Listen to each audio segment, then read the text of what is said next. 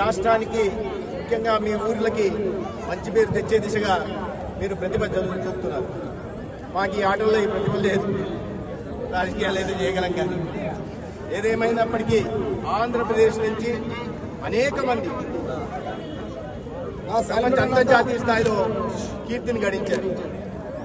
చెస్లో కోనేరు హంపి కానీ, హారిక కానీ, లేదా దానికి ముందు వెయిట్ లిఫ్టింగ్లో కర్ణం మల్లీశ్వరి కానీ, అనేక మంది మహిళలు, చాలా మంది మిగతా వాళ్ళు ఉన్నారు కానీ మహిళలు ముఖ్యంగా ప్రతిభ చూపారు.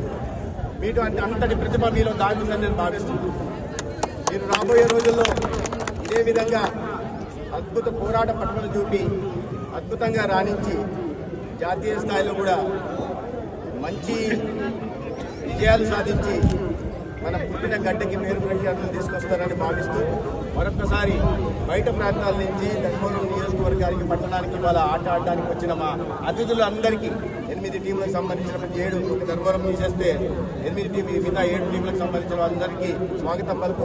మళ్ళీ వచ్చే సంవత్సరం కూడా సంక్రాంతి సంబరాల సందర్భంగా మనం ఇదే రకంగా పోటీలు నిర్వహించుకుంటాం. అప్పుడు కూడా మీరు ఇంకా పెద్ద ఎత్తులో రావాలని, పాల్గొనాలని, ఇక్కడ అందరికీ స్ఫూర్తిగా నిలవాలని నేను కోరుకుంటున్నాను. క్రీడలు అనేవి కేవలం వినోదం కోసం కాదు, శారీరక దృఢత్వంతో పాటు మానసిక ఉల్లాసానికి కూడా ఉపయోగపడుతుంది. ఒక ఆరోగ్యకరమైన ఆలోచనలకు దారితీస్తుంది. ఆరోగ్యకరమైన ఆలోచనలు ఆరోగ్యకరమైన సమాజ నిర్మాణానికి, తద్వారా ఆరోగ్యకరమైన ఒక రాష్ట్రం, దేశం, జాతి నిర్మాణానికి దోహదం చేస్తాయి.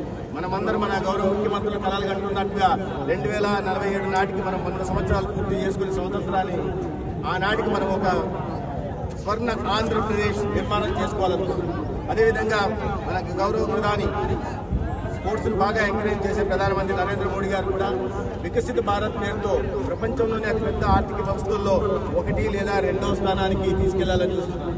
దాంట్లో మీరందరూ భాగస్వాములు కావాలని, ఈ జాతి నిర్మాణంలో, రాష్ట్ర నిర్మాణంలో, దేశ నిర్మాణంలో కూడా భాగస్వాములు కావాలని కోరుకుంటూ మరొకసారి మీ అందరికీ శుభాకాంక్షలు.